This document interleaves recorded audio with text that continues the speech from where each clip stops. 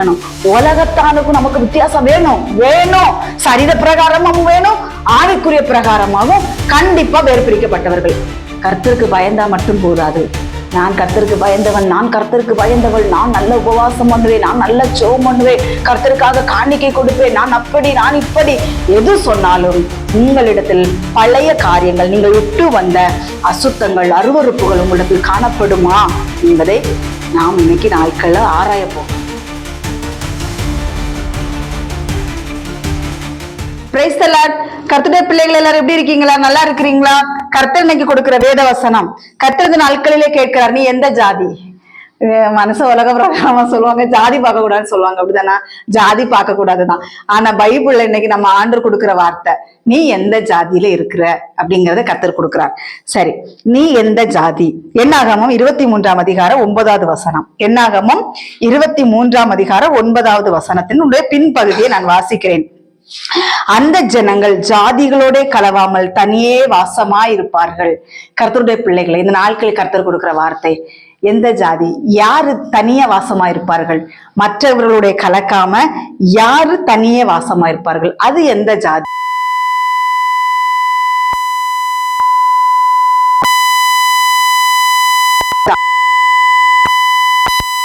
ஆண்டவர் சொல்லவில்லை. ஆனால் இந்த நாட்களில் ஆண்டவர் கேட்கிற காரியம்,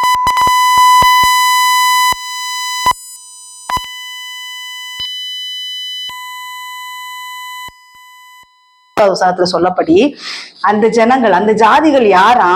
அந்த ஜாதிகள் மற்ற ஜனங்களோட ஜாதிகளோட கலவாம தனியே வாசம் இருப்பார்களாம். சரி, உபாகமம் 4ஆம் அதிகாரம் 7வது வசனம். நம்ம இதுல தொடர்ந்து பார்க்கலாம். இது என்ன கர்த்தர் எந்த ஜாதியை குறித்து ஆண்டவர் சொல்லுகிறார் என்பதை பார்க்கலாம். உபாகமம் 4ஆம் அதிகாரம் 7வது வசனத்துல சொல்லப்பட்டிருக்கிறது, நம்முடைய தேவனாகிய கர்த்தரை நாம் தொழுது கொள்ளுகிற போதெல்லாம் அவர் நமக்கு சமீபமாய் இருக்கிறது போல தேவனை இவ்வளவு சமீபமாய் பெற்றிருக்கிற வேறே பெரிய ஜாதி எது? கர்த்தருடைய பிள்ளைகளை, தேவனை சமீபமாய் பெற்றிருக்கிற ஜாதி, தேவனை தூரமாய் பெற்றிருக்கிற ஜாதி அல்ல, தேவனை சமீபமாய் தனக்கு நெருங்கி எப்படி சொல்லலாம்? இயேசு கிறிஸ்து சொல்றார், நானும் பிதாவும் ஒன்னா இருக்கிறோம். அப்படி நம்மளும் தேவனும் ஒன்னா இருக்கிறது ஒரு ஜாதி என்று கர்த்தர் சொல்கிறார். அவ்வளவு சமீபமா நம்ம பெற்றிருக்கிறோமா? இதை விட பெரிய ஜாதி என்ன ஜாதி? இந்த நாட்கள உலக பிரகாரமா நான் அந்த ஜாதி, நான் இந்த ஜாதி, நான் தான் பெரிய ஜாதி அப்படியெல்லாம் சொல்லிட்டு இருக்கிறாங்க. சரியா? அறியாமையினால செய்யறவங்க இருக்கிறாங்க. இந்த நாட்கள கிறிஸ்தவ வட்டாரத்துக்குள்ளே தேவனை அவ்வளவு சமீபமாய் பெற்றிருக்கிற ஜாதி நம்ம தான்ங்கிறத ஆண்டவர் சொல்லியிருக்கிறாரு. ஆனா இன்னைக்கு கிறிஸ்தவத்துக்குள்ளயும் என் ஜாதியில தான் நான் பொண்ணு எடுக்கணும். எந்த ஜாதி உங்க ஜாதி? எந்த ஜாதி உங்க ஜாதின்னு கர்த்தர் நாட்கள் கேட்கிறார். அப்ப நீங்க இன்னும் தேவனை சமீபமா பெறல. அதனாலதான் நீங்க இந்த உலகத்துக்குரிய ஜாதியில நீங்க உயர்ந்து நிற்கிறீர்கள். தேவனை பெற்றிருக்கிற ஜாதி, தேவனை சமீபமாய் பெற்றிருக்கிற ஜாதி, இந்த ஜாதி எந்த ஜாதி அப்படின்னு கர்த்தர் கேட்கிறார். கர்த்தருடைய பிள்ளைகளை, தேவனை நம்ம சமீபமா பெற்றிருக்கிறோம். இதை விட இந்த உலகத்துல நான் அந்த பெரிய ஜாதியில நான் இருக்கிறேன், நான் இந்த பெரிய ஜாதியில இருக்கிறேன். என்ன பெரிய ஜாதி? மற்றவர்களை அற்பமா நினைக்கிறவர்கள். இந்த காரியத்தெல்லாம் தேவன் விரும்பல. தேவனை சமீபமாய் பெற்றிருக்கிற எந்த மக்களா இருந்தாலும் சரி, உயர்ந்த ஒரு ஜாதியில நாம இருந்து கொண்டு இருக்கிறோம். மனுஷங்க சொல்லுவாங்க, நான் இந்த பேரை மென்ஷன் பண்ணக்கூடாதுன்னு நான் விரும்புகிறேன். கர்த்தருடைய பிள்ளைகளே, இல்ல உலக பிரகாரம் மனுஷன் எல்லாம் அப்படிதான் சொல்லுவாங்க. ஆனால் கர்த்தர் சொல்லுகிறாரு, நீங்கள் தான் உயர்ந்த ஜாதி, தேவனை சமீபமாய் பெற்றிருக்கிற நீங்கள் தான் உயர்ந்த ஜாதி. ஆனா இந்த ஜாதிகள் தேவனை சமீபமாய் பெற்றாச்சு, ஞானஸ்தானம் எடுத்தாச்சு, பரிசுத்தாவின் அபிஷேகத்தை பெற்றாச்சு, தேவனுக்காக வைராக்கியமாய் வாழணும் என்று ஒரு காலத்துல நம்ம பகிரங்கமாய் தேவனுக்காக எதை வேண்டாலும் நான் செய்வேன், சுவிசேஷம் சொல்றது என்னன்னாலும் இயேசுக்காக நான் மறிக்க வேணாலும் செய்வேன். அப்படி ஒரு நாட்களிலே நாம் அவ்வளவு பெரிய ஒரு ஜாதியாய் நாம இருந்தோம். ஆனா சில நாட்களிலே அந்த உபாகம் 4ஆம் அதிகாரம் 8வது வசனத்தை கூட நான் வாசிச்சறேன். அந்த 8வது வசனத்தினுடைய பின்பகுதியிலே நான் வாசிக்கிறேன். கர்த்தருடைய பிள்ளைகளை, உபாகமும் 4:8 பின்பகுதி ஃபர்ஸ்ட்ல இருந்து நான் வாசிக்கிறேன். இந்நாளில் நான் உங்களுக்கு விதிக்கிற இந்த நியாயப்பிரமாணம் முழுமைக்கும் ஒத்த இவ்வளவு நீதி உள்ள கட்டளைகளையும் நியாயங்களையும் பெற்றிருக்கிற வேறே பெரிய ஜாதி எது? அழகான கட்டளைகள், அழகான நியாயங்கள், ஒன்னும் கஷ்டம்னு கிடையாது, ஒண்ணு கஷ்டமான பாரமான சுமை ஒண்ணு நம்ம மேல ஆண்டவர் ஒண்ணும் சுமத்தல. அவ்வளவு அழகான நீதி நியாயங்களை கட்டளைகளையும் பெற்றிருக்கிற நம்மள மாதிரி ஒரு ஜாதி எதுங்க? பரலோகத்துக்கு அழைக்கப்பட்ட ஜாதிங்க நம்ம. இந்த உலகத்துல நான் பெரிய ஜாதி நீ பெரிய ஜாதின்னு ஒண்ணுக்கு மல்லு கட்டிட்டு கிடக்கக்கூடியதுக்காக இல்ல. நம்ம அழைக்கப்பட்ட ஜாதி என்ன? பரலோகத்துக்கு போகக்கூடிய ஜாதியா நம்மள தேவன் படைச்சிருக்கிறாரு, நம்மளை உருவாக்கி இருக்கிறாரு, நம்மளை ரட்சித்து இருக்கிறாரு. அவருடைய நீதி நியாயங்கள் எல்லாம் நம்ம கட்டளை எல்லாம் நம்ம கை கொண்டு நடக்கிறத விட பெரிய ஜாதி அது இந்த பூமியில. அப்படி ஒரு ஜாதியுமே கிடையாது. அப்படிதான் நம்மளை தெரிந்தெடுத்தார் ஆண்டவர், நம்மளை அபிஷேகித்த ஆண்டவர்.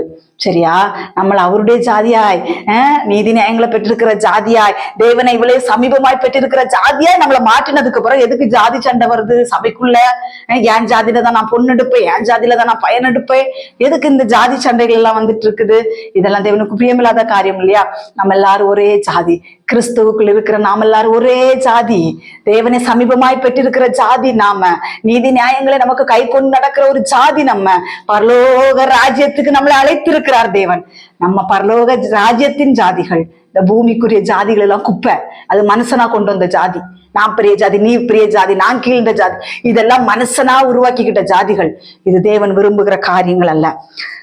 ஒன்று ராஜாக்கள் 11ஆம் அதிகாரம், அதுல ஆண்டவர் சொல்றாரு, எல்லாரையும் ஆண்டவர் பிரித்து எடுத்துட்டாரு. அப்படிதானே? நீங்க பரிசுத்தாவின் அபிஷேகம் பெற்று ஞானஸ்தானம் எடுத்து கர்த்தருக்காக உண்மையா நம்மளை வாழ்றதுக்காக தேவன் நம்மளை இந்த உலகத்திலிருந்து வேறு பிரித்து எடுத்தார். ஆனால் இந்த நாட்கள் என்ன நடக்குது தெரியுமா? ரட்சிக்கப்பட்ட பிள்ளைகள், தேவனை அறிந்த பிள்ளைகள் இந்த நாட்கள் என்ன செய்கிறாருன்னா, 1 ராஜாக்கள் 11ஆம் அதிகாரம் 1வது வசனம், ராஜாவாகிய சாலோமோன் பார்வோனின் குமாரத்தையே நேசித்ததும் அல்லாமல் மோவாபியரும் அம்மோனியரும் ஏதோமியரும் சீதோனியரும் ஏத்தியருமாகிய அந்நிய ஜாதியாரையான அநேக ஸ்திரீகள் மேலும் ஆசை வைத்தான். கர்த்தருடைய பிள்ளைகள், இந்த நாட்கள் நாம் ரட்சிக்கப்பட்டாச்சு, வேறு பிரிக்கப்பட்ட ஜாதியாய் நம்மளை ஆண்டவருக்கு கொண்டு வந்துட்டார். அப்படிதானா? வேறு பிரிக்கப்பட்ட ஜாதி நம்ம. இந்த உலகத்து கூட கலந்து உலகத்துக்குரிய அந்த மிருகத்தனமான ஜாதி கிடையாது. நம்ம பரிசுத்த ஆவியின் அபிஷேகம் பெற்ற பிள்ளைங்க, நம்ம மனுஷ ஜாதி, பரிசுத்த ஜாதி, பரிசுத்த பிள்ளைகள் நம்ம. சரியா? இவர்கள் ஆண்டவர் இந்த சாலோமோனை எவ்வளவு தூரத்துக்கு ஆண்டவர் நேசித்தார் தெரியுமா? அவ்வளவு தூரம் நேசித்து அவனுக்கு அவ்வளவு வல்லமைகளை கொடுத்து ஞானத்தை கொடுத்து இந்த நீதிமொழிகள் இதெல்லாம் எழுதுனது அந்த சாலோமோன் தான். சரியா? அவரை தேவன் அவ்வளவு தூரத்துக்கு என்ன செஞ்சிருந்தாரு? வல்லமை நான் நிரப்பி இருந்தாரு. நல்ல ஒரு வல்லமை, நல்ல ஒரு ஞானத்தை கொடுத்திருந்தார் ஆண்டவர். இவர் என்ன செஞ்சார் அப்படின்னா, பரிசுத்த ஜாதியாய் அழைத்த இந்த சாலோமோன் அந்நிய ஜாதியாரோட போய் என்ன செஞ்சிட்டானா, ஆசை வைத்து விட்டான். பெண் ஜாதிகள் மேல ஆசை வைத்து விட்டான். ஆசை வைத்ததுனால நடந்த காரியங்கள் எல்லாம் நீங்க அறிவிங்க கர்த்தருடைய பிள்ளைகளே. அதுல கர்த்தர் சொல்லுகிறார், நான் உங்களை இந்த உலகத்திலிருந்து வேறு பிரித்து என்னுடைய பரலோக ஜாதியா நான் உங்களை மாற்றி விட்டேன். நீங்கள் என்ன செய்றீங்கன்னா, அந்நிய ஜாதியாரோட போய் கலவாதீர்கள் என்று கர்த்தர் சொல்லுகிறார். அந்நிய ஜாதினா அந்த உலகத்துக்குரிய பாவங்கள் அப்படி என்று நம்ம ஆவிக்குரிய கருத்தாக எடுத்துக்கொள்ளலாம். இந்த உலகத்துக்குரிய பாவத்திலே நாம் விழுந்து விடக் கூடாது என்று சொல்லி ஆண்டவர் இந்த நாட்களை நம்மளே பார்த்து சொல்லுகிறார். 1 ராஜாக்கள் 14ஆம் அதிகாரம் 24வது வசனத்துல சொல்லப்பட்டிருக்கிறது, தேசத்திலே லட்சையான புணர்ச்சிக்காரரும் இருந்தார்கள். கர்த்தர் இஸ்ரவேல் புத்திரருக்கு முன்பாக துரத்திவிட்ட ஜாதிகளுடைய அருவருப்புகளின் படியெல்லாம் செய்தார்கள். ஆண்டவர் துரத்தி விட்ட ஜாதிகள், எனக்கு ஆண்டவர் அருவருக்கிற ஜாதிகள், விக்கிரக ஆராதனை செய்கிறவர்கள், வேசித்தனம் செய்கிறவர்கள், தேவனுக்கு பிரியமில்லாத நடக்கிற அந்த ஆட்கள் கூட எல்லாம் என்ன செய்யறாங்கன்னா, அந்த ஆட்கள் செய்கிற அருவருப்புகளின் படியெல்லாம் நான் தெரிந்து கொண்ட ஜாதி செய்து கொண்டிருக்கிறது என்று கர்த்தர் சொல்கிறார். அந்த நாட்கள்ல நாம செய்கிறோமா அப்படின்றத நம்ம உயிர்த்து ஆராய வேண்டும் கர்த்தருடைய பிள்ளைகளே. அங்க சாலோமோன் என்ன செய்யறானா, மறுஜாதியாரை பெண்கள் மேலே ஆசை வைத்து அவர்களை திருமணம் செய்கிறான். இங்க என்ன நடக்குன்னு, அவர்கள் செய்கிற அருவருப்புகளின்படி விக்கிரக ஆராதனை செய்கிறவர்களோட ஐக்கியம், விக்கிரக ஆராதனை அது பவுல் சொல்லிட்டாரு, விக்கிரகங்கள் எல்லாம் ஒரு பொருட்டாக எண்ணக்கூடாதுன்னு பவுல் சொல்லிட்டாரு. அப்படி வசனம் சொல்லுது. நீங்க வெளிப்படுத்தல போய் படிச்சு பாருங்க. வெளிப்படுத்தல தேவன் அருவருக்கிற ஒரு பாவம்னு பாத்துட்டீங்கன்னா விக்கிரக ஆராதனை ரொம்ப அச்சீன்னு அருவருக்கிற காரியம் அந்த காரியம். ஆனால் இங்க என்ன நடக்குதுன்னா, கிறிஸ்தவர்கள், கிறிஸ்துக்குள் இருக்கிறவர்கள், இந்த உலகத்திலிருந்து வேறு பிரிக்கப்பட்டு தன்னுடைய ஜாதியாக தேவன் தெரிந்து கொண்டார் அவர்களை. பெரிய பெரிய பெரிய ஜாதி எது என்று கர்த்தர் கேட்கிறார். நீங்க தான் பெரிய ஜாதின்னு சொல்றாரு. அப்படி நம்மளை தெரிந்தெடுத்த தேவன் அப்படி தெரிந்தெடுத்து நம்மளை வைத்திருந்தார். ஆனா இந்த நாட்களிலே, ஒரு காலத்திலே ரட்சிக்கப்பட்ட புதுசிலே அவ்வளவு பக்தி வைராக்கியமாக தேவனுக்காக செய்த நாம இந்த நாட்களிலே உலகத்துக்குரிய அந்நிய ஜாதியாரியான செய்கிற காரியங்கள், அருவருப்பான காரியங்களை இந்த நாட்கள் நாம் செய்து கொண்டிருக்கிறோம். அப்படி என்ன காரியம்? கர்த்தருடைய பிள்ளைகள், அவர்களுக்கு நமக்கு வித்தியாசம் வேணும். உலகத்தானுக்கும் நமக்கு வித்தியாசம் வேணும். சரீர பிரகாரமும் வேணும், ஆவிக்குரிய பிரகாரமாகவும் கண்டிப்பா வேறு பிரிக்கப்பட்டவர்கள். அகத்தின் அழகு முகத்தில் தெரியும் என்று சொல்லுவார்கள். உலக பிரகாரமாக அகத்தின் அழகு முகத்தில் தெரியும். கர்த்தருடைய பிள்ளை அகம் சரியாக ஆக, அகம் பரிசுத்தமாக ஆக வெளிப்பிரகாரம் பரிசுத்தமாகி விடும். பார்த்தா சொல்லுவாங்க, இவர்கள் கிறிஸ்தவர்கள் என்று சொல்லக்கூடிய காரியமாக இருக்கும். இங்க என்ன ஆச்சுன்னா, தேசத்துல லட்சியான புணர்ச்சிக்காரர்கள் இருந்தார்கள். அவர்கள் வந்து கர்த்தர் இஸ்ரவேல் புத்திரருக்கு முன்பாக துரத்தி விட்ட ஜாதிகளுடைய அருவருப்புகளின் முடிவில் இஸ்ரவேலர்கள் செஞ்சார்கள், ரட்சிக்கப்பட்டவர்கள் செஞ்சார்கள் என்று வேதவசனம் சொல்கிறது. கர்த்தருடைய பிள்ளைகளை எகிப்திலிருந்து இஸ்ரவேல் ஜனங்களை தேவன் அழைச்சிட்டு வராரு. மோசே 40 நாள் மலைக்கு போயிட்டாரு. ஆண்டவர் மலைக்கு வர சொன்னாரு. 10 கட்டளைகள் கற்பனைகள் எழுதி கொடுக்காது. அங்க மோசே வர்றதுக்கு தாமதம் ஆயிட்டுன்னு சொல்லி இங்க என்ன பண்ணிட்டாங்கன்னா, ஆரோன்ட்ட போய் முறுமுறுக்கிறார்கள். ஆமா, அங்க மோசைக்கு என்ன ஆச்சோ எங்களுக்கு தெரியாது, எங்களுக்கு முன் செல்லும் தெய்வங்களை எங்களுக்கு உண்டு பண்ணுங்கள்னு சொல்லுகிறாங்க. அப்ப ஆரோன் எல்லாருடைய நகைகளையும் கலத்தி நெருப்புல போட்டு ஒரு கண்ணுக்குட்டியை உருவாக்குறான். கண்ணுக்குட்டியை உருவாக்கி அவதை வணங்குகிறார்கள். கர்த்தருடைய பிள்ளைகளே, எகிப்து தேசத்திலிருந்து அழைத்து கொண்டு வந்தது யாரு? தேவாதி தேவன், சர்வ வல்லம் உள்ள தேவன். நம்மளை இந்த உலகத்தின் அசுத்தத்துக்கு நம்மளை மீட்டெடுத்தது யாரு? சர்வ வல்லம் உள்ள தேவன். நம்மளுக்காக ரத்தம் சிந்தி நம்மளை மீட்ட தேவன் நம்மளை எடுத்திருக்கிறார். ஆனா இந்த நாட்கள்ல என்ன நடக்குது அப்படின்னா, அவ்வளோ ரத்தத்தை சிந்தி நம்மளை மீட்டெடுத்த தேவனுக்கு நம்ம துரோகம் பண்ணிக்கிட்டு இருக்கிறோம். அந்நிய ஜாதியோட கலந்து கொண்டிருக்கிறோமா இல்லையாங்கிறது உங்களுக்கே தெரியும். பாவம் பாவம் பாவம் தண்ணீரை போல பருகி கொண்டிருக்கிறார்கள் கிறிஸ்தவர்கள். நான் சொல்றேன், விக்கிரகாராதனை செய்தார்கள். இந்த நாட்களிலும் ரட்சிக்கப்பட்டு ஞானஸ்தானம் எடுத்து இப்ப கர்த்தருடைய பிள்ளையாய் மாறின எத்தனை பேர் விக்கிரக கோயில்களுக்கு போய் கொண்டிருக்கிறீர்கள்? விக்கிரகளுக்கு படைக்கப்பட்டது எத்தனை பேர் புசித்துக் கொண்டிருக்கிறீர்கள்? தேவன், நான் இன்னைக்கு சொல்லுவேன், இந்த பைபிள் நீங்க மொத்தமும் படிச்சு பாருங்க. தேவன் அருவருக்கிற காரியம் இந்த ஒண்ணுதான். ஆண்டு சொல்ல சீ போன அதை அருவருக்கு தள்ளுங்கிறார் ஆண்டவர். நீங்க பைபிள் மொத்தம் நம்ம எடுத்து பார்த்தோம்னா அந்த காரியங்கள் தான் நமக்கு சீப்போன்னு அருவருக்கிற காரியங்கள் அது இருக்கு. அந்த படியெல்லாம் செஞ்சாருக்க. அந்த சீனு போன்னு அருவருக்கு சொல்லி கொடுத்த அந்த காரியத்தையே அவர்கள் போய் செய்து கொண்டு இருக்கிறார்கள். அந்த ஜாதியோட கலந்து ஒண்ணுக்கு கொடுக்கல் வாங்கல் இந்த மாதிரி பல காரியங்கள் செய்து கொண்டிருக்கிறார்கள். தேவன் சொல்கிறார், நான் உன்னை பிரித்தெடுத்திருக்கிறேன், நீ பரலோகத்தின் ஜாதி, அந்நிய ஜாதியோட போய் நீ கலந்து கொள்ளாதே என்று சொல்லி கர்த்தர் இந்த நாட்களிலே நமக்கு வார்த்தை கொடுக்கிறார். 2 ராஜாக்கள் 17ஆம் அதிகாரம் 33வது வசனத்துல சொல்லப்பட்டிருக்கிறது. 33வது வசனம், அப்படியே கர்த்தருக்கு பயந்தும் தாங்கள் விட்டு வந்த ஜாதிகளுடைய முறைமையின்படியே தங்கள் தேவர்களை சேவித்து வந்தார்கள். என்ன நடக்குதா? ஆலயத்துக்கு வர்றாங்க, திருவிருந்துல பங்கு போடுறாங்க, நல்ல உபவாசம் இருக்கிறாங்க, நல்ல செபிக்கிறாங்க, நல்ல வேதங்கள் வாசிக்கிறாங்க. ஆனா அவர்கள் என்ன செய்யறாங்கன்னா, அவர்கள் கர்த்தருக்கு பயந்துதான் இருக்கிறார்களாம். ஆனாலும் தாங்கள் விட்டு வந்த ஜாதிகளுடைய முறைமையின்படியே தங்கள் தேவர்களை சேவித்து வந்தார்கள். கர்த்தருக்கு பயந்தும் இருந்தார்களாம், அதே நேரத்துல விட்டு வந்த அருவருப்புகளை செய்திருக்கிறார்கள்.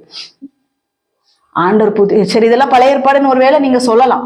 புதிய ஏற்பாட்டிலே நிறைய காரியங்கள் தேவன் அதை குறித்து சொல்லி இருக்கிறார். கர்த்தருக்கு பயந்தா மட்டும் போதாது.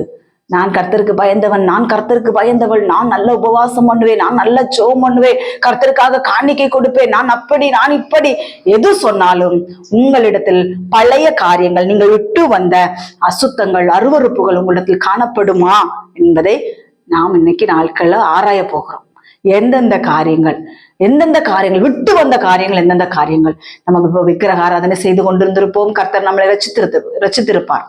அப்படிதானே அவருடைய ஜாதியை நம்மளை மாற்றி இருக்கிறார். இந்த உலகத்துக்குரிய அசுத்தங்களுக்கெல்லாம் நம்மளை விலக்கி நம்மளை அவருடைய ஜாதியாய் மாற்றி இருக்கிறார். மறுபடி நான் கர்த்தருக்கு பயந்தவர்கள் என்று சொல்லி மறுபடி நீங்கள் அந்த பாவத்துல இருக்கிறீங்களா? நீங்க நல்லா ஆராதிக்கிற பிள்ளைகளா இருக்கலாம். ஆனால் இந்த உலகத்துக்குரிய ஏதோ ஒரு காரியம், விட்டு வந்த காரியம் உங்களிடத்தில் இருக்கிறதா என்கிறதை இந்த நாட்களில் நாம் ஆராய வேண்டும் என்று தேவனாகிய கர்த்தர் சொல்கிறார். 2 ராஜாக்கள் 17ஆம் அதிகாரம் 41வது வசனம். அப்படி அந்த ஜாதிகள் கர்த்தருக்கு பயந்தும் தங்கள் விக்கிரகங்களை சேவித்து வந்தார்கள். அவர்கள் பிள்ளைகளும் அவர்கள் பிள்ளைகளின் பிள்ளைகளும் தங்கள் பிதாக்கள் செய்தபடியே இந்நாள் வரைக்கும் செய்து வருகிறார்கள். நான் ஒன்னே ஒண்ணு சொல்லுகிறேன் கர்த்தரோட பிள்ளைகளே, ஆண்டவர் சொல்றாரு, அவங்க எனக்கு பயப்படாம இல்ல, எனக்கும் அவங்க பயப்படுறாங்க. ஆனா என்ன செய்யறாங்க? விக்கிரகங்களே சேவிக்கிறார்கள், விக்கிரகங்களே சேவிக்கிறார்கள். அது மட்டும் இல்லாம நம்ம சேவிக்கிறது மட்டும் இல்லாம நம்மளுடைய பிள்ளைகளின் பிள்ளைகளும் தலைமுறைகளும் அந்த காரியத்தை செய்து கொண்டு வருகிறார்கள். நாம என்ன செய்யறோமோ அதான் நான் சொல்லுவேன், வீட்டுல பெற்றோர் என்ன செய்கிறார்களோ அதை பார்த்துதான் பிள்ளைகளும் கற்றுக்கொள்வார்கள். அதனால ஆண்டவர் இன்னைக்கு நாட்கள் என்ன சொல்லுகிறார் தெரியுமா? நீங்கள் எனக்கு பயந்து, அப்படியே அந்த ஜாதிகள் கர்த்தருக்கு பயந்து விக்கிரகங்களையும் அவர்களுடைய விக்கிரகங்களாம் பாத்துக்கங்க, தங்கள் விக்கிரகங்களையும் சேவித்து வந்தார்கள். கர்த்தருடைய பிள்ளைகளை இந்த நாட்களிலே ராகேல் வந்து அந்த சுரூபத்தை திருடி வைப்பாங்க, அப்படித்தானா? யாக்கோபு, ராகேல், லேயாள், மர்மன் மாட்டிகள் எல்லாரோட கூட வரும்போது ராகேல் என்ன செய்யறாங்கன்னா அந்த சுரூபத்தை இச்சித்து எடுத்து வைத்திருக்கிறார்கள். தகப்பனுடைய விக்கிரகத்தை இந்த நாட்களில் தகப்பன் என்னென்ன சேமித்து வைத்திருக்கிறீர்கள், தாய் என்னென்ன சேமித்து வைத்திருக்கிறாங்க, அதெல்லாம் பிள்ளைக்கு வந்து சேரும். அங்க தகப்பன் சேமித்து வைத்த விக்கிரகத்தை திருடி கொண்டு வருகிறாள். ஒரு இடத்துல வரும் பொழுது ஆண்டவர் சொல்லுகிறார், உங்களிடத்தில் இருக்கிற அந்நிய தெய்வங்களை விலக்கி விட்டு எனக்கு பரிசுத்த ஜனமா இருங்கன்னு சொல்லும் போது இவர் சொல்றாரு, யாக்கோபு சொல்றாரு, உங்களிடத்தில் இருக்கிற அந்நிய தெய்வங்களை மாற்றுங்கன்னு. அப்பொழுது அங்கிருந்து அந்நிய தெய்வங்கள் எல்லாம் மாற்றப்பட்டது. கர்த்தருடைய பிள்ளைகளை இந்த நாட்களில் கர்த்தர் சொல்கிறார், நீங்கள் எனக்கு பயப்படுகிறவர்கள் தான், ஆனால் உங்கள் வீட்டுகளில் அந்நிய தெய்வங்களை வழிபடுகிறீர்களா? சிலை வழிபாடு செய்கிறீர்களா? இயேசுவின் போட்டோ என்று சொல்லி வீட்டுக்குள்ள சுரூபத்தை வைத்திருக்கிறீர்களா? மாதா சிலைன்னு சொல்லி வீட்டுக்குள்ள சுரூபத்தை வைத்திருக்கிறீர்களா? இதெல்லாமே சிலுவை வழிபாடுதான், விக்கிரக வழிபாடுதான் என்று கர்த்தர் சொல்ல. செத்தவங்களுடைய போட்டோக்கள் வீட்டுக்குள்ள இருக்கிறதா? நாங்க மறுத்து போனவங்க, எங்க அம்மா, எங்க அப்பா, எங்க மாமா, எங்க தாத்தா, எங்க பூட்டை, எங்க பாட்டி, இப்படி எல்லாம் சொல்லி வீட்டுக்குள்ள நீங்க போட்டோ வச்சிருந்தீங்கன்னா அது விக்கிரக ஆராதனை. ஒருவேளை நீங்க கட்டிலுக்கு அடியில வச்சிருக்கலாம், இல்லைன்னா செல்ஃப்ல அடியில வச்சிருக்கலாம், எங்கேயோ அது இருக்குது இல்ல, அது கிரியைகள் வெளிப்படும் இல்லையா? இதெல்லாம் தேவன் மாற்ற சொல்லுகிறார். இதெல்லாம் நீங்க சிலை வழிபாடு செய்து கொண்டிருக்கிறீர்கள். செத்தவர்களை போட்டோ எடுத்து வீட்டுக்குள்ளே வைத்துக் கொண்டிருக்கிறீர்கள். சிலவங்க எல்லாம் ஆணி அடிச்சு மாட்டி பூ, ஆரம், மெழுகுவர்த்தி ஏத்துறது என்ன, பத்தி காட்டுறது என்ன, கிறிஸ்தவ கூட்டங்கள் நடக்குது. இதெல்லாம் சிலை வழிபாடு. இதை வந்து நீங்கள் தேவனுக்கு பயப்படுகிறீர்கள். தேவன் எனக்கு அவங்க பயப்படலன்னு சொல்லல, எனக்கு பயப்படுகிறார்கள். ஆனாலும் செத்தவங்க போட்டாய வீட்டுல வச்சிருக்க, என் கணவன், என்னுடைய மனைவி செத்து போயிட்டா, என் கணவன் செத்து போயிட்டா, என் பிள்ளைங்க செத்து போயிட்டாங்க சொல்லிட்டு உங்க வீட்டுக்குள்ள போட்டோவை மாட்டி வச்சிருந்தீங்கன்னா விக்கிரகத்தின் ஆவி உங்கள் வீடுகளில் செயல்பட்டு கொண்டிருக்கிறது. அவர்களை பார்த்து இந்த நாட்களை கர்த்தர் சொல்கிறார், அவர்கள் எனக்கு பயப்படுகிறார்கள், ஆனாலும் தங்கள் விக்கிரகங்களை அவர்கள் சேவித்து வருகிறார். தங்கள் விக்கிரகங்கள்னா செத்தவங்களை தான் ஆண்டவர் சொல்றாரு. தன்னுடைய கூடி பிறப்புகளா இருக்கலாம், அம்மா அப்பாவா இருக்கலாம், நான் எல்லாருக்கும் அது வந்து ஒரு பெரிய இழப்பு தான் கர்த்தருடைய பிள்ளைகளே. ஆனாலும் ஒண்ணு சொல்லுகிறேன், அவர்கள் பரிசுத்தமாய் வாழ்ந்து தேவனுக்காக மரித்திருப்பார்கள் என்றால் நம்ம பரலோகத்துல போய் அவர்களை ஒரு நாள் நம்ம தரிசிக்க போகிறோம். அதை குறித்து நம்மள அந்த காரியத்தை சொல்லி ஆண்டவர் சொல்றாரு, தெசலோனிக்கர்ல நினைக்கிறேன், நம்ம போய் அவர்களை போய் சந்திக்க போறோம். அதனால நம்ம என்ன செய்யணும்? ஒருவர் இந்த வார்த்தைகளினாலே தேய்ச்சணுமா. போட்டாவை வச்சு வணங்க சொல்லல, போட்டாவை திரி கொளுத்த சொல்லல, போட்டாவில ஆரம்போட சொல்லல ஆண்டவர். இன்னைக்கு உங்க வீட்டுல மரித்தவர்களை போட்டாயா இருக்கலாம், ஏசு என்ன சொல்லி ஒரு போட்டோ போட்டு வச்சிருப்பீங்க, அந்த போட்டோக்களா இருக்கலாம், மாதா சொரூபமா இருக்கலாம், ஏதோ ஒரு சுரூபம் அதெல்லாம் எடுத்து மாட்டுங்க. ஒரு சகோதரி ஒரு சின்ன ஆர்சி போல வச்சு அதற்குள்ள சூசையப்பர் இப்படி யாரெல்லாம் நமக்கு தெரியல, அந்த மாதிரி ஆட்களை வச்சு வழிபட்டுட்டு இருக்கிறாங்க. அப்ப நான் போய் சொன்னேன், சிஸ்டர் இதெல்லாம் சிலை வழிபாடு, இது தேவனுக்கு விரும்பாத காரியம். அவங்க வந்து இன்னொரு ஆர்சிக்கு போகக்கூடிய ஆள். அப்ப நான் அவங்கள்ட்ட சொன்னேன், இதெல்லாம் சிலை வழிபாடுக்கா, நம்ம என்னன்னா ஆண்டவர் சொல்லுகிறாரு சொரூபத்தை உண்டாக்க கூடாதுன்னு சொல்லியிருக்கிறாரு அப்படின்ட்டு. அவங்களுடைய கருத்து வித்தியாசமாக இருந்தது. கருத்துடைய பிள்ளைகளை ஏற்றுக்கத்தக்க தன்மையிலே இல்லை. சொல்ல வேண்டியது நம்ம கடமை, அப்படித்தானே? இந்த நாட்கள் அதான் சொல்றாரு, எனக்கு அவங்க 1 மணி நேரம் 2 மணி நேரம்லாம் ஜோம் பண்ணுவாங்களாம். எங்க போயிருந்து சூசையப்ப இருக்க பாதத்துல போயிருந்து ஜோம் பண்ணுவாங்களாம். இந்த ஜபம் கேட்கப்படாது இல்லையா? இந்த ஜபம் பிசாசை நோக்கி ஏறெடுக்கிற ஜபம். இது பிசாசுக்கு அது சிலை வழிபாடு வேண்டான்னு சொல்லிட்டாரு. விக்கிரகங்களே உண்டு பண்ணாதிருங்கள் சொல்லிட்டாரு. அவங்க விக்கிரகங்களை உண்டு பண்ணி வச்சுட்டு எனக்கும் பயப்படுறாங்க, அதையே சேவிக்கிறார்கள். தேவனுக்கு பிரியமில்லை. இந்த நாட்களிலே தேவனுடைய பிள்ளைகளே, உங்க வீட்டுக்குள்ள தேவையில்லாத படங்கள், தேவையில்லாத காரியங்கள் உங்க வீட்டுக்குள்ள இருக்குமானால் இந்த நாட்களை எடுத்து அப்புறப்படுத்துங்கள். மரித்தவர்களை நாம் ஒரு நாள் சந்திக்க இருக்கிறோம் கர்த்தருடைய பிள்ளைகளே. இதனாலே உங்களை தேற்றிக் கொள்ளுங்கள். அந்த விக்கிரகங்களை எடுத்து வெளியே போட தேவன் இந்த நாட்களிலே சொல்லுகிறார். சரி, இவ்வளவு நேரம் நம்ம பழைய ஏற்பாட்டுல இந்த காரியங்கள் எல்லாம் நாம் பார்த்தோம். அப்படிதானா? இப்போ புதிய ஏற்பாட்டுக்குள்ள வருவோம். ஏன்னா பழைய ஏற்பாட்டையே நம்ம போதிச்சுட்டு இருக்கிறோம். இதெல்லாம் பழைய ஏற்பாட்டு காலத்துல ஆண்டவர் சொன்ன காரியம்க்கா அப்படின்னு சொல்லி நீங்க சொன்னீங்கன்னா, புதிய ஏற்பாட்டுல 1 பேதுரு 4ஆம் அதிகாரம் 3வது வசனம், சென்ற வாழ்நாள் காலத்திலே நாம் புறஜாதிகளுடைய இஷ்டத்தின்படி நடந்து கொண்டது போதும். அப்பொழுது நாம் காம விகாரத்தையும் துருச்சிகளை நடப்பித்து மதுபானம் பண்ணி களியாட்டு செய்து வெறி கொண்டு அருவருப்பான விக்கிரக ஆராதனையை செய்து கொண்டோம். போதுங்கிறார். அம்மா அப்பா போதுங்கிறாரு. இதுக்கு மேல வேண்டாங்கிறாரு. இவ்வளவு நாள் நீங்க செஞ்சிட்டீங்க. ஒருவேளை அறியாம செஞ்சிட்டீங்க, ஒருவேளை அறிஞ்சே செஞ்சிட்டீங்க. ஆண்டவர் சொல்றார், நீங்க சென்ற வாழ்நாள் காலத்திலே நான் புறஜாதிகளுடைய இஷ்டத்தின்படி நடந்து கொண்டது போதுங்கிறாரு. ரட்சிக்கப்பட்ட பிள்ளைகள்கிட்ட பார்த்து ஏசப்பா சொல்றாங்க. எவ்வளவு அன்புள்ள ஏசப்பா பாருங்களா. அதனால போதும். அப்பெல்லாம் நீங்க உங்க இஷ்டப்படி எல்லாம் நடந்தீங்க, அதே இஷ்டப்படி இப்பவும் நடந்து கொண்டு இருக்கிறீங்க. அதெல்லாம் விட்டுருங்க. விக்கிரக ஆராதனையை விடுங்க, துர்ச்சைகளை விடுங்க, மதுபானத்தை விடுங்க, காம விகாரத்தை விடுங்க, கள்ளியாட்டு வெறி இதெல்லாத்தையும் விட்டுருங்கன்னு சொல்லி ஆண்டவர் சொல்றாரு. நம்ம ஆண்டவர் சொல்லும் போது உடனே கீழ்ப்படியணும். இதெல்லாம் வேத வசனத்தின் அடிப்படையில தான் நான் உங்களுக்கு சொல்லி கொண்டிருக்கிறேன்.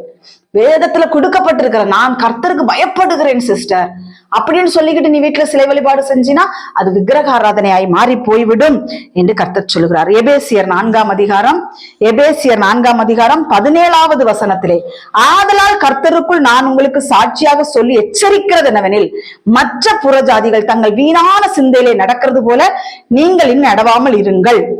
எபேசியர் 4ஆம் அதிகாரம் 17வது வசனத்துல புறஜாதிகள் என்ன செய்கிறார்கள்னா, வீணான சிந்தை, எந்த ஒரு கெட்ட சிந்தனைகள், தாறுமாறான சிந்தனைகள், இந்த மாதிரி சிந்தனைகள் நடக்கிறது போல நீங்கள் இனி நடவாமல், இவ்வளவு நாள் நீங்க நடந்துட்டீங்க, இனி நடவாதீர்கள் என்று தேவனாகிய கர்த்தர் சொல்லுகிறார். கர்த்தருடைய பிள்ளைகளே, ஏன் நடக்காதீங்கன்னா, நீங்க என் ஜாதி, பரலோகத்தின் ஜாதி, வேர் பிரிக்கப்பட்ட ஜாதி என்று தேவனாகிய கர்த்தர் நம்மளை பார்த்து சொல்லுகிறார். அதே எபேசியர் 4ஆம் அதிகாரம் 19-20, உணர்வில்லாதவர்களாய் சகலவித அசுத்தங்களை மாவலோட நடப்பிக்கும்படி தங்களை காம விகாரத்துக்கு ஒப்பு கொடுத்திருக்கிறார்கள். நீங்களோ இவ்விதமாய் கிறிஸ்துவை கற்றுக்கொள்ளவில்லை. தேவன் அவ்வளவு மகா பெரிய பரிசுத்தமான தேவன். அவர் பரிசுத்தர் பார்த்துக்கங்க. நம்ம அந்த பரிசுத்தமான தேவன் நம்ம எப்படி ஆராதிக்கணும்? உலக வழிபாடுகளுக்கெல்லாம் நம்ம சிக்கி அப்படி ஒரு சீர்கேடுகள் நம்ம கடந்த நம்மளை ஆண்டவர் நம்மளை அவ்வளோ அழகா கழுவி சுத்திகரிச்சு நம்மளை பரிசுத்தமாக்கி இருக்கிறார். ஆனா இன்னும் என்ன செய்யறோம்? அவளோடு நடப்பிக்கப்படி நம்ம திருப்பி காம விகாரத்துக்கு ஒப்பு கொடுக்கிறோம், அசுத்தங்களுக்கு ஒப்பு கொடுக்கிறோம், வீணான சிந்தனைகளுக்கு ஒப்பு கொடுக்கிறோம், பொருளாசைகளுக்கு நம்மளை ஒப்பு கொடுத்திருக்கிறோம். இதெல்லாம் தேவன் அருவருக்கிற காரியங்களை, விக்கிரக ஆராதனைகளுக்கு நம்மளை ஒப்பு கொடுத்துக்கிறோம். விக்கிரகங்களுக்கு படைக்கப்பட்டதை புசிக்காதீங்க. நான் இதுக்கு ஒரு வசனம் எடுக்கிறேன். இன்னைக்கு நிறைய பேர் என்ன செய்யறாங்க அப்படின்னா, விக்கிரக கோயில பேருந்து திங்கிறாங்க. கேட்டா சொல்றாங்க, பவுல் அது ஒண்ணும் எல்லாமே சோத்திரத்தோட புசிக்கலான்னு சொல்லிட்டாரு, அதுல அதெல்லாம் தப்பு இல்லைன்னு சொல்றாங்க. அப்படி கிடையாது கர்த்தருடைய பிள்ளைகளே. நியாய தீர்ப்பு நாள் ஒன்று வருகிறது. அதுல ஆண்டவர் நம்மளிடத்தில் கணக்கு கேட்பார். பவுல் என்ன நோக்கத்துக்காக அந்த வார்த்தையை சொல்லியிருப்பாருங்கிறத நீங்க பைபிளை படிச்சு தெரிஞ்சுக்கோங்க. வெளிப்படுத்தின விசேஷம் 2ஆம் அதிகாரம் 14வது வசனத்திலே, ஆகிலும் சில காரியங்களை குறித்து உன் பேரில் எனக்கு குறை உண்டு என்று பெர்கமு சபையை பார்த்து தேவன் சொல்லுகிறார். உன் பேரில் எனக்கு ஒரு குறை உண்டு. என்ன குறை? விக்கிரகங்களுக்கு படைத்தவைகளை புசிப்பதற்கும் வேசித்தனம் பண்ணுவதற்கும் ஏதுவான இடர்களை இஸ்ரவேல் புத்திரர் முன்பாக போடும்படி பாலாக் என்பவனுக்கு போதனை செய்த பீலேயமுடைய போதகத்தை கை கொள்ளுகிறவர்கள் உன்னிடத்தில் உண்டு. கர்த்தருடைய பிள்ளைகளே, தயவாய் நான் உங்களிடத்தில் கேட்டுக் கொள்கிறேன், விக்கிரகங்களுக்கு சம்பந்தப்பட்ட பொருள்களுக்கு விலகி இருங்கள். தேவன் அதை அருவருக்கிறார். வேசித்தனத்துக்கு விலகி இருங்கள். தேவன் அருவருக்கிற காரியங்கள். அதனால தேவனுடைய பிள்ளைகளை, இந்த நாட்கள் கர்த்தர் நமக்கு கொடுக்கிற வார்த்தை, நீ எந்த ஜாதியில இருக்கிற, நீ எந்த ஜாதின்னு கேட்கிறார் ஆண்டவர். இந்த உலகத்துக்குரிய அசுத்தங்களிலே சிக்கி கிடக்கிற அந்த ஜாதியா, இல்ல நீ எனக்கு பயந்து கொண்டு திருப்பி நீ உன்னுடைய தேவர்களுக்கு நீ வழிபட்டு கொண்டிருக்கிறியா, உலக அசுத்தத்தை நீ பண்ணி கொண்டிருக்கிறியா, அப்ப நீ என்னுடைய ஜாதி இல்லைன்னு சொல்றாரு. அவருடைய நீதி நியாயங்களை கை கொள்ளுகிறதுக்கு அந்த காரியங்களுக்கு கை கொள்ளுகிற வேற பெரிய ஜாதி எது, தேவனை இவ்வளவு சமீபமாய் பெற்ற வேற பெரிய ஜாதி எது என்று கர்த்தருக்கு சொல்லுகிறார். அந்நிய ஜாதிகளுடைய நாம் கலவாமல் இருக்க வேண்டும் என்று ஆண்டவர் சொல்றார். இஸ்ரவேல் ஜனங்கள் பீலேயாம் இஸ்ரவேல் ஜனங்களை சபிக்கும்படியாக பாலாக் என்பவன் கூப்பிடுகிறான். அப்பொழுது அவர்கள் பதுங்கி கிடக்கிற சிங்க குட்டிகளாய் கிடக்கிறார்கள். நம்மளை பார்த்து அவர்கள் சொல்ல வேண்டும், இவர்கள் ஆண்டவருடைய பிள்ளைகள், இவர்களை எதிர்க்க நம்மளால் முடியாது அப்படி என்று சொல்லி நம்மளை பார்த்து அவர்கள் சொல்ல வேண்டும். கர்த்தருடைய பிள்ளைகளே, அந்த கர்த்தர் சொல்கிற இந்த நாட்கள், நீ எந்த ஜாதி, வேறு பிரிக்கப்பட்ட ஜாதியா, மற்ற ஜாதிகளோடு கலவாமல் இருக்கிற ஜாதியா என்று கர்த்தர் இந்த நாட்கள் நம்மளை பார்த்து கேட்கிறார். அதனால நம்ம இந்த நாட்கள் ரொம்ப கவனமாக இருப்போம். உலக வழிபாடுகளுக்கு தப்பித்துக் கொள்ளுவோம். உலக வழிபாடுகளை போ என்று வெறுப்போம். உலகத்துக்குரிய அதான் ஒரு வசனம் இருக்கு, உலகத்திலும் உலகத்தில் உள்ளவைகளிலும் அன்பு கூறாதிருங்கள். ஒருவன் உலகத்தில் அன்பு கூர்ந்தால் அவனிடத்தில் பிதாவின் அன்பு இல்லை என்று வேதவசனம் சொல்லுகிறது. நாம் இந்த உலக வழிபாடுகளுக்கெல்லாம் தப்பணும். இந்த நாட்கள்ல கிறிஸ்தவர்கள் குறி கேட்கிறார்கள். கிறிஸ்தவர்கள் விக்கிரக கோயில்களுக்கு கடந்து போகிறார்கள். கிறிஸ்தவர்கள் விக்கிரகங்களுக்கு படைக்கப்பட்டதை புசிக்கிறார்கள். தேவன் அருவருக்கிற காரியங்களை செய்து கொண்டிருக்கிறீர்களா? உங்களுக்கு ஒருவேளை அது நல்லது போல தோணும், பாவம் இல்லாதது போல தோணும். ஆனா ஒரு நாள் வருகிறது, நரக ஆக்கிரை ஒண்ணு ரெடியாக இருக்கிறது. நரகம் ஒன்று ஆயத்தமா இருக்கிற, தள்ளப்பட்டு போய்விடக்கூடிய சூழ்நிலைகள் வரும். அந்த நாட்களிலே அதிலிருந்து வெளியே வர ஆண்டவர் இந்த நாட்களிலே சொல்லுகிறார், அந்நிய ஜாதியோடு நம் கலவக்கூடாது என்று வேதவசனம் சொல்ல. ஒரே ஒரு வசனம் கூட நான் வாசித்துக் கொள்கிறேன். கொரிந்தியர்ல இருக்குது. கர்த்தருடைய பிள்ளைகளை அது ஸ்தோத்திரம். அதுல ஆண்டவர் சொல்றாரு, விக்கிரகங்களுக்கும் எனக்கும் சம்பந்தம் இல்லைன்னு ஆண்டவர் சொல்லுவாரு. கொரிந்தியர்ல இருக்கும்னு நினைக்கிறேன். அந்த வசனம் நான் எடுக்கல. கர்த்தருக்கு ஸ்தோத்திரம். அந்த வசனத்துல ஆண்டவர் சொல்றாரு, விக்கிரகங்களுக்கும் எனக்கும் சம்பந்தம் இல்லை என்று சொல்லுகிறார். கர்த்தருக்கு ஸ்தோத்திரம். அந்த வசனம் எதுல இருக்குன்னு இருக்கு. 2 கொரிந்தியர் 6ஆம் அதிகாரம் 14 வாசிக்கிறேன். அந்நிய நுகத்திலே அவிசுவாசத்துடன் பிணைக்கப்படாதிருப்பீர்களாக. நீதிக்கும் அநீதிக்கும் சம்பந்தம் ஏது? ஒளிக்கும் இருளுக்கும் ஐக்கியம் ஏது? கிறிஸ்துவுக்கும் பேலியாளுக்கும் இசைவேது? அவிசுவாசத்துடன் விசுவாசிக்கு பங்கு ஏது? தேவனுடைய ஆலயத்துக்கும் விக்கிரகங்களுக்கும் சம்பந்தம் ஏது? நான் அவர்களுக்கு உள்ளே உலாவி நான் அவர்களுக்குள்ளே வாசம் பண்ணி அவர்களுக்குள்ளே உலாவி அவர்கள் தேவனாயிருப்பேன், அவர்கள் என் ஜனமாயிருப்பார்கள் என்று தேவன் சொன்னபடி நீங்கள் ஜீவனுள்ள தேவனுடைய ஆலயமா இருக்கிறீர்களே. அடுத்த வசனம், ஆனபடியால் நீங்கள் அவர்கள் நடுவிலிருந்து புறப்பட்டு பிரிந்து போய் அசுத்தமானதை தொடாதிருங்கள் என்று கர்த்தர் சொல்கிறார். நீங்கள் அவர்களை விட்டு பிரிந்து வந்துருங்க. நான் ரட்சிக்கப்பட்டதுக்கு பிறகு கர்த்தருடைய பிள்ளைகளே, கர்த்தர் என்னை ரட்சித்ததுக்கு பிறகு நான் எந்தெந்த காரியங்களிலே மற்றவர்களை விட்டு நான் பிரிந்து வர்றதுக்கு ஆண்டவர் எனக்கு உணர்த்தினாரோ அவர்கள் எல்லாம் விட்டு பிரிந்து வந்தேன். அது குடும்பமா இருக்கலாம், குட்டியா இருக்கலாம், பிள்ளையா இருக்கலாம், யாரோ ஆண்டவர் சேரக்கூடாது என்று சொல்லுகிற காரியங்களிலே நான் சேரல. கர்த்தருடைய பிள்ளைகளே, வேர் பிரிக்கப்பட்ட ஜாதி, இதை விட பெரிய ஜாதி எது இருக்கிறது இந்த பூமியிலே? ஒரு ஜாதியும் கிடையாது. சபைக்குள்ள ஜாதி பார்க்காதீங்க, நம்ம தாங்க பெரிய ஜாதி. கிறிஸ்தவர்கள் நம்ம தான் பெரிய ஜாதி. அதனால சபைக்குள்ள நான் அந்த ஜாதி, நான் இந்த ஜாதி, என் ஜாதியில பொண்ணு பார்க்கணும், அந்த ஜாதியில பொண்ணு பார்க்கணும், அப்படி இப்படின்னு எல்லாம் பார்க்காதீங்க. கிறிஸ்தவர்கள் நாம் எல்லாரும் ஒரே ஜாதி ஆனப்படினால நீங்க அசுத்தமான தொடாதிருங்க, அவர்களிடத்திலிருந்து புறப்பட்டுருங்கன்னு ஆண்டவர் சொல்றாரு. அவங்க கூட ஐக்கியம் வைக்காதீங்க. சுவிசேஷம் சொல்லுங்க, ஆனா ஐக்கியம் வைக்காதீங்க. அவர்கள் இந்த காரியங்கள்ல போய் எங்கெங்கெல்லாம் போய் கொண்டுட்டு வர்றாங்களோ அதெல்லாம் நீங்க சாப்பிடாதீங்க. சரியா? சாப்பிடாதீங்க. அதனுடைய கிரியைகள் நம்மளை தாக்கும். அதனுடைய கிரியைகள் அதிகமான தாக்கத்தை உண்டு பண்ணிவிடும், பலவீனப்படுத்தி ஒழுக்கன்னா ஆண்டு சொல்றாரு. பேய்களுடைய பாத்திரத்திலும் தேவனுடைய பாத்திரத்திலும் பங்கு பெறாதீங்கன்னு சொல்லிட்டாரு. நீங்க பேய்களுடைய பாத்திரத்திலும் தேவனுடைய பாத்திரத்தை பங்கு பெற்றீங்கன்னா செத்து போயிருவீங்கன்னு வசனம் இருக்குது. அதுவும் கொரிந்தியர்ல தான் இருக்கு. திருவிருந்தை பத்தி நான் ஒரு நாள் வசனத்துல நான் அது ஆண்டவருக்கு சித்தமா இருந்தால் ஆண்டவர் சொன்ன திருவிருந்தை குறித்ததான காரியத்தை நான் கொடுக்குறேன். கர்த்தர் சொல்றார், திருவிருந்துல நம்ம பங்கு பெறதுனால நம்ம பேய்களுடைய பாத்திரத்துல பங்கு பெறக்கூடாது என்று கர்த்தர் சொல்றார். அது கடைசி காலம். இதெல்லாம் பாவமா என்று சொல்லி நீங்கள் யோசிச்சுட்டு இருப்பீங்கன்னா இது கூட உங்களை நரகத்துல கொண்டு போய் தள்ளிவிடும் என்று வேதவசனம் சொல்லுகிறது. கர்த்தருடைய பிள்ளைகளே, அதனால ரொம்ப கவனமா இருங்க. நிறைய வசனங்கள் எடுத்து வைத்திருக்கிறேன், எல்லாம் இன்னைக்கு சொல்லிட்டு இருக்க முடியாது, டைம் ரொம்ப போயிடும். அதனால இந்த நாட்கள் கர்த்தர் கொடுத்த வார்த்தையின்படி நீ எந்த ஜாதியில இருக்கிற, புற ஜாதிகளுடைய முறைமைகளில் நீ இருக்கிறியா, வெளியே வந்துரு. நீ என்னுடைய ஜாதி என்று கர்த்தர் சொல்கிறார். நீ எனக்காக வேறு பிரிக்கப்பட்டவள், நீ எனக்காக வேறு பிரிக்கப்பட்டவன். உலகத்துக்கு ஒத்த வேஷம் தரித்து கொண்டிருக்காதே. உண்மையா என்னை நீ பின்பற்று, உண்மையா என்னை பின்பற்று, உன்னை எனக்கு ஜீவபலியாய் ஒப்பு கொடு என்று கர்த்தர் நாட்கள் கேட்கிறார். நம்ம ஜீவபலியாய் ஒப்பு கொடுத்துட்டோம்னா இந்த உலகத்துக்குரிய காரியங்கள் எதுவும் நம்மளை தாக்காது. இந்த நாட்கள் கர்த்தர் சொல்லுகிறபடி பிரசங்கத்தின் தலைப்பா கூட நீங்க எடுத்துக்கங்க. நீங்க எந்த ஜாதி, நீங்க எந்த ஜாதியில இருக்கிறீங்க? கர்த்தர் தாம் இந்த வார்த்தைகளை ஆசீர்வதிப்பாராக. ஆமென். ஒரு சிறிய ஜெபம். பரலோகத்திற்கிற எங்கள் பரிசுத்தமான தேவனே, நாங்கள் ஸ்தோத்தரிக்கிறோம் அப்பா. ராஜா, இந்த நாட்களில் ஆண்டவர் இந்த உலகத்திலிருந்து எங்களை வேறு பிரித்து எடுத்திருக்கிறீரப்பா. நாங்கள் உமக்கு பயந்தும் மற்ற காரியங்களை நாங்கள் செய்து கொண்டிருக்கிறோம் ஆண்டவரே. அப்பா, நாங்கள் உமக்கு பயபக்தியா இருக்கணும் ஆண்டவரே. இந்த உலகத்துக்குரிய வழிபாடுகள், இந்த உலகத்துக்குரிய அசுத்தங்கள், நீங்க சீப்போன்னு வெறுக்கிற காரியங்கள் எதுவுமே எங்களிடத்தில் இருக்கக்கூடாது ஏசப்பா. எங்களை ஒரு விஷயம் தொட்டு பரிசுத்தப்படுத்துங்கப்பா. எங்கள் இருதயத்தில் இருக்கிற கடினமான எண்ணங்கள் மாறட்டும் ஆண்டவரே. இந்த செய்தியை கேட்க விடாதபடி தடை செய்கிற அசுத்தாவின் கிரியைகள் எல்லாம் மாறட்டும் ஆண்டவரே. ஒவ்வொரு பிள்ளைகளும் இந்த சத்தியத்தை கேட்டு ஆண்டவரே கர்த்தாவே, நான் தேவனுடைய ஜாதி, இவ்வளவு தேவனை இவ்வளவு பெரிய சமீபமாய் பெற்ற பெரிய ஜாதி எது என்று கேட்கிறீர் கர்த்தாவே. நாங்கள் தான் உயர்ந்த ஜாதி ஆண்டவரே. நாங்கள் உமக்கு பிரியமில்லாத அசுத்தமான காரியங்களை விட்டு விலகி ஆண்டவரே தேவனுக்கு பிரியமாய், தேவனுக்கு பயந்து, தேவனுடைய நீதி நியாயங்களை கை கொண்டு உமக்கு பிரியமாய் நடக்க எங்களை பரிசுத்தப்படுத்துங்க. இந்த செய்தியை கேட்கிற எல்லா பிள்ளைகளையும் தேவன் ஆசீர்வதிங்கப்பா.